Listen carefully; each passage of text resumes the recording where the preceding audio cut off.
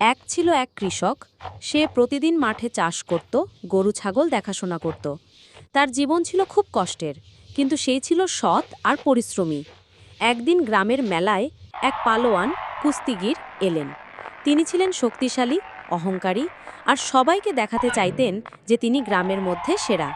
তিনি চ্যালেঞ্জ ছুড়ে দিলেন, এই গ্রামে কেউ কি আছে যে আমার সাথে কুস্তি লড়তে পারে?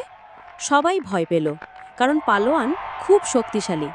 কিন্তু কৃষক মনে মনে ভাবল, শক্তি শুধু পেশিতে নয়, বুদ্ধি আর ধৈর্যও থাকে। কৃষক চ্যালেঞ্জ গ্রহণ করল। মেলা জমল, সবাই দেখতে এলো। কুস্তি শুরু হলো। পালোয়ান শক্তি দিয়ে কৃষককে ফেলার চেষ্টা করছে, কিন্তু কৃষক বারবার বুদ্ধি করে এড়িয়ে যাচ্ছিল।